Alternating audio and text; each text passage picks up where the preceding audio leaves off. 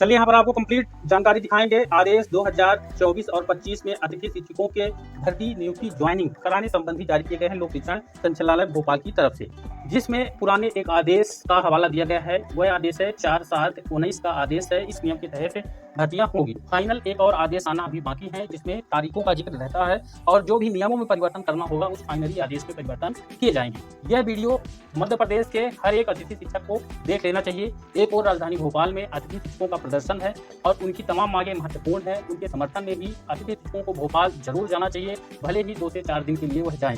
साथ ही यहाँ पर वीडियो को अच्छे से देखिएगा। 4/7/19 का आदेश दिखाएंगे। ये वाला आदेश का वीडियो हमने दे दिया है, 19/6/2024 का है। इसमें एक पॉइंट दिया हुआ है, बैठक संपन्न हुई थी जो कि 10/6/2024 को संपन्न हुई वीडियो कॉन्फ्रेंसिंग के माध्यम से, जिसमें अंकित ये प्रति के रूप में जितने नाम हैं ये सभी लोग सम्मिलित थे और इस बैठक में जो भी वहां से कार्यवाही की गई उसका विवरण यहाँ पर बताया हुआ है। यहाँ पर आपको दिखा देते हैं अतिथि शिक्षकों के लिए इसमें जो कहा गया था, हालांकि इसकी जानकारी हमने इसके पहले के वीडियो में दिया है।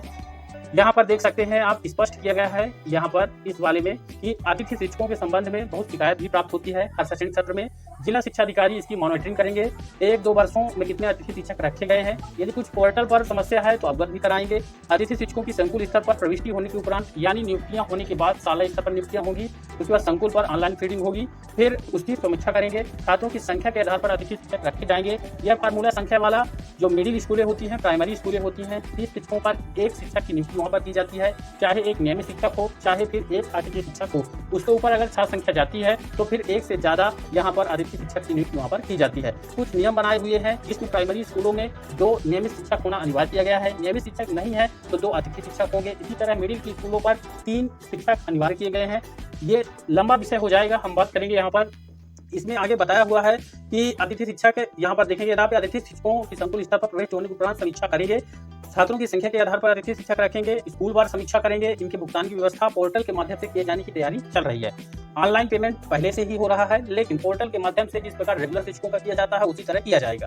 साथ ही अतिथि शिक्षकों को जारी किए जाने वाले प्रमाण पत्र के संबंध में यानी एक्सपीरियंस सर्टिफिकेट जारी किए जाते हैं उसके बारे में, गलत प्रमाण पत्र जारी न हो इसके बारे में। अतिथि शिक्षकों के संबंध में 4/7/2019 ये तारीख ध्यान रखिए, आदेश का तारीख है, में इसमें स्पष्ट निर्देश जारी किए गए हैं जिसका समस्त जिला शिक्षा अधिकारी पालन करना सुनिश्चित करें। यहाँ पर ऐसा आदेशित किया गया है। अब आपको ये वाला आदेश जो यहाँ पर दिया हुआ है इसका PDF भी जो हमारे चैनल के ज्वाइन मेंबर हैं उनके लिए अवेलेबल है, हमारे चैनल पर डाउनलोड कर सकते हैं। डाउनलोड करने से फायदा आपको ये हो जाएगा कि उसमें आवेदन पत्र एक मिलेगा। उस आवेदन पत्र के तहत आप स्कूलों में अतिथि के रूप में आवेदन कर सकते हैं। आदेश के साथ ही यह अटैचमेंट कर दिया गया है। दोस्तों, हम वैसे तो आपको प्रोवाइड करा दें डायरेक्ट लिंक, लेकिन कुछ पॉलिसियां होती हैं इसलिए हम ज्वाइन मेंबर को ही ये चीजें प्रोवाइड करा पाते हैं। तो वहां से अगर आप चाहें तो डाउनलोड कर सकते हैं या फिर अन्य माध्यम से आपके पास अगर अवेलेबल है तो कोई भी बात नहीं है। तो 4/7/19 के में स्पष्ट निर्देश है। वर्तमान सत्र 24-25 में जो नियुक्तियां होगी इस निर्देशों के तहत ही होगी।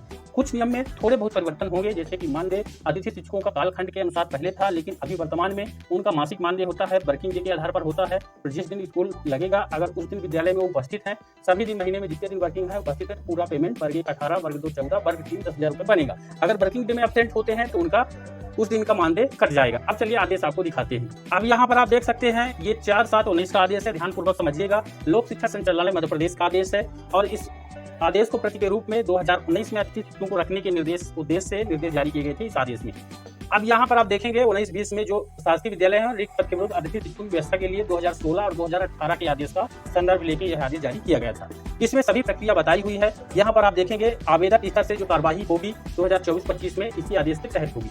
जैसे आवेदक द्वारा पंजीकृत संकुल प्राचार्य द्वारा सत्यापित आवेदन पत्र, आवेदक द्वारा दर्ज की गई शैक्षणिक योग्यता के आधार पद और विषय पर पैनल SS1 अंग्रेजी, SS2 मैथ, ये स्कोर कार्ड में है, गणना करते हैं स्कोर कार्ड जनरेट किए गए हैं। यानी जनरेट जिनका हो गया है ठीक है, जिनका नहीं हुआ वो जनरेट करवा लेंगे, अभी प्रक्रिया चल रही है। यहाँ पर आप देखेंगे आवेदक स्वयं लॉगिन अथवा आधार नंबर से स्कोर कार्ड डाउन कर लेंगे। फिर जिन्होंने 18-19 में अतिथि शिक्षक के माध्यम से चयनित 3 महीने या इससे अधिक का कार्य किया है उनको बोनस के रूप में 25 नंबर जो है उनकी स्कोर कार्ड में जनरेट किया गया है। एक माह में औसतन 24 कार्य दिवस को माना गया है। आवेदक की कुल कार्य दिवस 72 या उससे अधिक है तो मानदेय जनरेट होने पर 25 अंक उनको स्कोर कार्ड में ऐड कर दिए गए हैं। इसका लाभ पुराने अतिथि शिक्षक ले रहे हैं। फिर यहाँ पर 2018-19 के विरुद्ध ये अतिथि शिक्षकों के लिए नियम है, इसको लागू कर देंगे, तारीख चेंज कर देंगे, थोड़े बहुत परिवर्तन कर देंगे, लेकिन समझिए 90% इसी के नियम लागू रहेंगे वर्तमान सत्र में। यहाँ पर देखिए जिनकी ज्वाइनिंग पोर्टल पर नहीं हुई है, मानदेय स्लेब पोर्टल पर जनरेट नहीं हुए हैं, स्कोर कार्ड बोनस के रूप में 25 अंक प्रदर्शित नहीं हुए हैं, ऐसे आवेदक 18-19 की कार्य संस्था में किए गए कार्य दिवसों प्रमाण पत्र निर्धारित संलग्न रूप में संस्था प्रमुख वगैरह को जमा करेंगे, संकुल में जमा करेंगे, वहां से ऑनलाइन करेंगे तो उनका भी शो होने लगेगी। ये उस समय के नियम थे। अब रिक्त पद के बारे में आवेदक अतिथि शिक्षक पोर्टल पर सालावार पैनल वार रिक्तियां देख सकते हैं। रिक्तियां परिवर्तनशील होती हैं। स्थानांतरण इत्यादि के फलस्वरूप रिक्त की स्थिति में परिवर्तन होगा। स्कोर कार्ड में प्रदर्शित पैनल के अनुसार विद्यालय में रिक्त पदों के विरुद्ध आवेदन प्रस्तुत करने का यहाँ पर तारीख दिया हुआ है। उस समय की तारीख है, अभी जो है नया तारीख मिलेगा। पावती के लिए बताया हुआ है, पावती आपको यहाँ पर लेना है। विद्यालय के द्वारा क्या कार्रवाई की जाएगी, यहाँ पर देखिए आवेदन प्राप्त करने हेतु विद्यालय में एक व्यक्ति अलाउ किया जाएगा, चाहे वो लिपिक हो, शिक्षक हो, वो है आवेदन प्राप्त कर देगा और संबंधित जो अभ्यर्थी रहेगा आवेदन करता उसको पावती देगा। निर्धारित तिथि तक विद्यालय में प्राप्त आवेदन पत्रों को पंजी में दर्ज करेगा। रजिस्टर में प्राप्त आवेदन पर स्कोर कार्ड में प्रदर्शित स्कोर के आधार पर प्रत्येक पैनल की मेरिट सूची बनेगी। फिर यहाँ पर आप देखेंगे उल्लेखित कारण के अनुसार यदि किसी आवेदक की स्कोर कार्ड में 25 नंबर नहीं आया हुआ है तो इस स्थिति में आवेदक गत वर्ष की कार्य संस्था प्रमुख द्वारा संकुल द्वारा निर्धारित स्वरूप में हस्ताक्षरित उपस्थिति प्रमाण पत्र आधार पर मेरिट आवेदक स्कोर में 25 अंक जोड़े जाएंगे। यानी ऑनलाइन ही यह अपडेशन होगा। अपडेशन की प्रक्रिया आप करवा लीजिए। फिर यहाँ पर देखिए मेरिट सूची बनाते समय 3, 1, 2 का ध्यान रखना है, क्योंकि आगे आपको मिलेगा।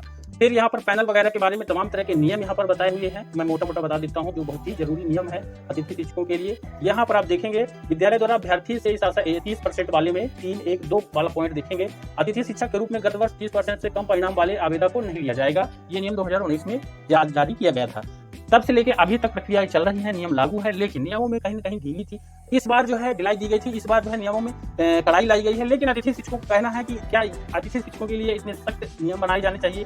अगर बना रहे हो आप तो अतिथि शिक्षक और नियमित शिक्षक दोनों के लिए बनाइए, उनको भी यहाँ पर इन नियमों के अंतर्गत लाइए।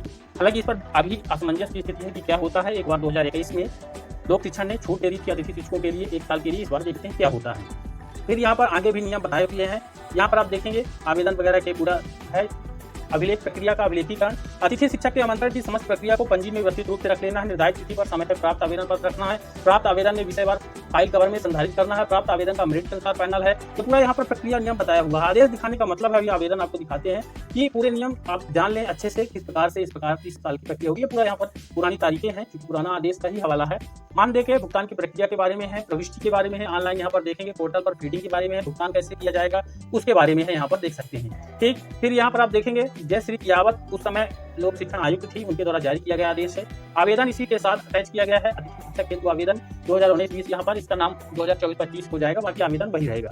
यहाँ पर अलग अलग पैनल अगर विषय में आप आवेदन कर रहे हैं तो अलग अलग ये आवेदन आपको देना होगा। यहाँ पर नाम लिख लेंगे, साला का नाम जिसमें आवेदन किया है, पैनल का नाम यहाँ पर लिखेंगे, स्कोर कार्ड में कितने नंबर है जिस पैनल के लिए आप आवेदन कर रहे हैं, और आपका पंजीयन मोबाइल नंबर, आपके सिग्नेचर और तारीख यहाँ पर आप लिख लेंगे। फिर इसके बाद एक पावती का यहाँ पर है, ये पावती आपको भर लेना है और इसको प्राप्तकर्ता के पद नाम हस्ताक्षर सील लगा लेना है। यहाँ पर दिनांक डाल के आपको रिसीविंग अपने पास रख लेना है। ठीक, फिर यहाँ पर आप देखेंगे स्व घोषणा है। इसमें 30% का जो नियम था वह लागू करने के उद्देश्य से ये जो है घोषणा बनाया हुआ है। तो कुछ इस तरह से